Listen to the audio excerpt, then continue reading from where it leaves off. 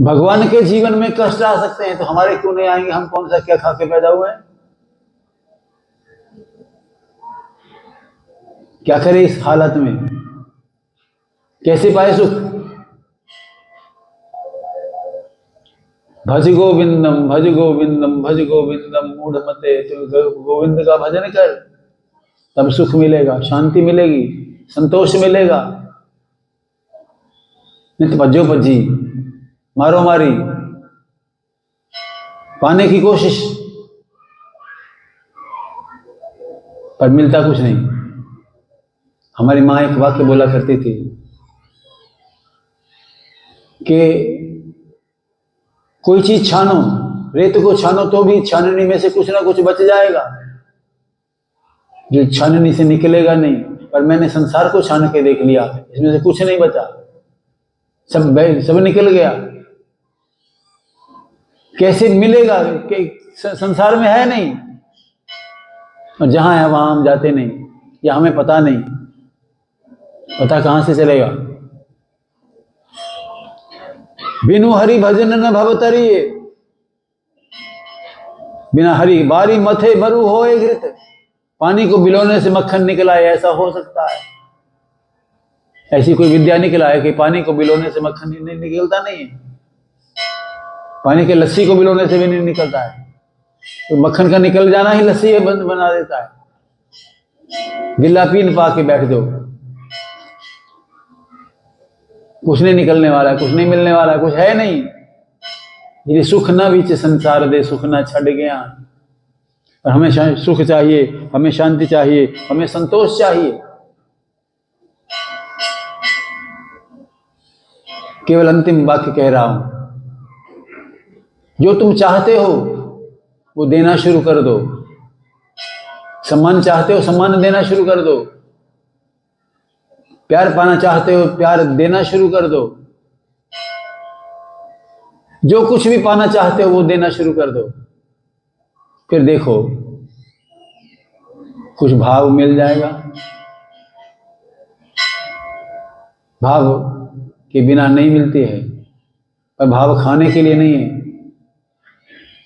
भाव खाना और बात होती है, भाव से मिल जाना और बात होती है। बिनु हरि भजन न भव तरई, बिना हरि के भजन के भव नहीं तरा जा सकता। किसी बंध्या का बेटा किसी को मार दे, ऐसा तो हो सकता है? बंध्या होती जिसकी संतान नहीं होती, जिसकी संतान नहीं होगी तो जब संतान है ही नहीं तो बेटा कहां से मारेगा, बेटा कहां से आएगा? बड़ा मुश्किल है। भगवान का भजन की प्राप्ति हो, अब है किसके पास? वहीं सतगुरु की भूमिका शुरू होती है, वहीं ज्ञान की शुरुआत होती है। जिनसे हमने रामायण जी सीखी, जिनका हर एक वाक्य ब्रह्म वाक्य होता था।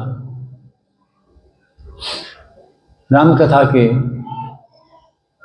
मूर्धन्य विद्वान उत्तर भारत में उनके जैसा विद्वान नहीं था, पर उनका लाभ नहीं उठाया समाज ने। मुझे किसी बात से शंका होती थी तो मैं उनसे पूछा करता था,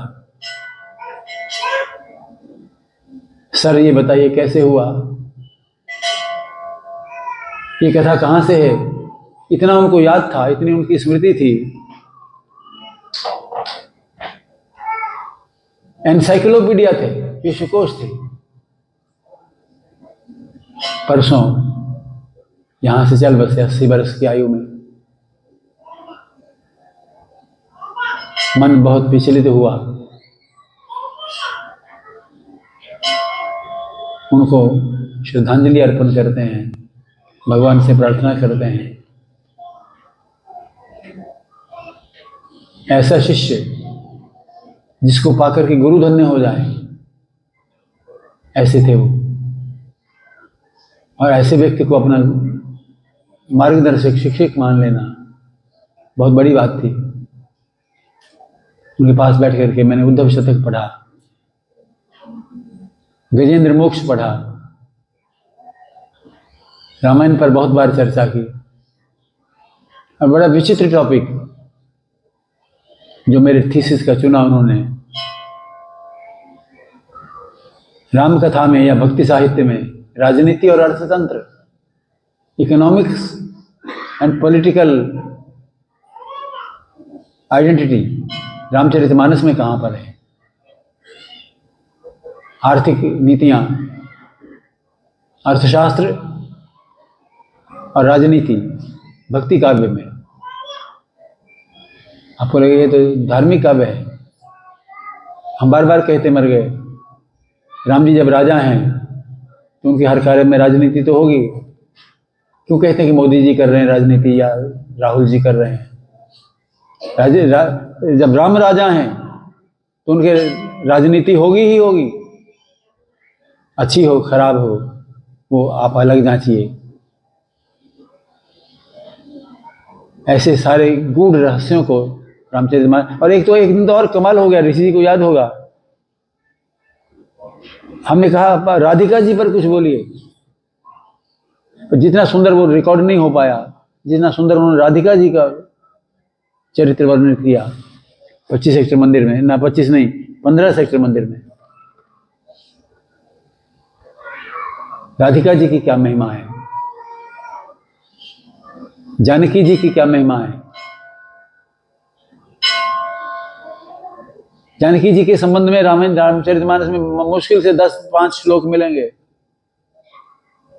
एक पेज भी पूरा नहीं भरेगा अगर जानकी जी के बारे में जो कुछ लिखा गया है रामचरितमानस में। और जानकी जी की का व्यक्तित्व, हमारी मैया और जगत के परम पिता राम जी का विवाह उत्सव माघ मास के पंचमी को, उस हिसाब से दिसंबर मास की 6 तारीख को बनता है, पर हम लोग उसको मनाएंगे मंगलवार, अगले मंगलवार। माँ सीता जी, माँ जानकी जी, परमात्मा श्री राम परम शक्ति मते परमात्मने श्री रामाय नमः तो करते ही आप, सिर्फ प्रणाम नहीं, उनका निजी क्षेत्र में उनके प्रवेश करेंगे। आप जरूर आइए, अपने साथियों को लाइए। और 22 तारीख को भक्त और भगवान के संबंध की पराकाष्ठा, जिसके घर में बिना नमक के, बिना घी के, बिना माखन के साग को खाया, उस विदुर की परंपरा में 22 तारीख को भगवान को मक्की की रोटी और सरसों के साग का भोग लगेगा। जब भगवान भोग लगाएंगे तो प्रसाद हम भी पाएंगे। 22 तारीख को, 22 है ना, रविवार है, तो भगवान को मक्की की रोटी और साग का भोग लगेगा। अच्छा, ऐसी कौन सी बहनें हैं जिनको साग मक्की की रोटी नहीं बनानी आती? ऐसी आजकल की लड़कियां, छोटी बच्चियां, अब इनको बनानी चाहिए मक्की की रोटी के नहीं बनानी चाहिए। जब मैं नर्सिंग कॉलेज में पढ़ाता था, मैंने 8-10 साल नर्सिंग कॉलेज पीजीआई में भी पढ़ाया है, तो मैं जब छुट्टियां होती थी तो मैं बोला करता था, जो बिटिया मक्की की रोटी बनाना सीख के आएगी उसको एग्जाम में 2 नंबर फालतू दूंगा। एक बिटिया ने पूछ लिया, आप बेटों को क्यों नहीं कहते कि वो भी मक्की की रोटी बनाए? हम बराबर है। लड़का लड़की में क्या भेद करते हैं आप? अब हमें मक्की की रोटी बनाना क्यों नहीं सिखाते? इनको क्यों नहीं सिखाते कि आप मक्की की रोटी बनाइए? हम कोई छोटी थोड़े हैं। इस ईगोस में मत जाइए। आप सच में माने तो आप बड़ी हैं, पूज्या हैं। अनुज वधु भगनी सुत नारी, ये 4 लड़कियां। अनुज वधु छोटे भाई की घरवाली, भगनी बहन, सुतनारी बहू और कन्या अपनी बेटी, ये 4 देवियां घर में सबसे बड़ी हैं, पूजनीय हैं। बहनें छोटी भी हो तब भी बड़ी हैं। छोटे बड़े की बात नहीं लाइए। आप कहेंगे कि आप तो हमें फंसा रहे हैं,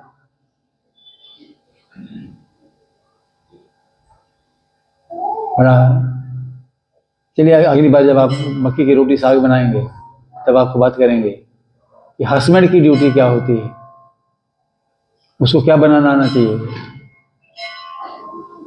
उसको पालक पनीर बनाना आना चाहिए, या क्या क्या क्या खाने को मन करता है। एक पत्नी ने कहा पति से, करवा चौथ वाले दिन आपने माँ बड़े सुंदर बनाए हैं, स्वादिष्ट बनाए हैं। उसने जैसे दिखा दिया होगा कि आज आपने व्रत रखा हुआ है देवी, मैं बना देता हूँ। उस देवी ने खाने के बाद कहा क्या स्वाद माँ बनाए हैं, मैं तो फैसला कर लिया अगे तो जद बनाने तुसी ही बनाने। तो छोटे बड़े की बात नहीं, घर की मालकिन है। एक नियम बना दिया गया बड़े सहूलियत के लिए कि पुरुष को रसोई में प्रवेश न करने दें, इसका तो ललचा जाएगा, जूठा कर देगा सब। बड़े बड़े स्वादिष्ट में अपने बैलेंस को कायम कर पाना, नहीं खाना, ये बहनों का ही काम हो सकता है। चलिए 22 तारीख का भी, 22 तारीख की सूचना मुझे ज़्यादा खास देनी थी कि दीदी जी की तारीफ जब होगी तब तो अच्छी चीज़ें खाने को मिलेंगी। चलिए आपको बनाने के लिए नहीं बहुत कहेंगे, लेकिन आपको बनाना आना चाहिए। आप बनाएं चाहे ना बनाएं रसोई में, आपको रसोई का सब काम आना चाहिए। क्यों आना चाहिए, इसी चर्चा उसी दिन करेंगे। श्री गुरु चरण सरोज रज।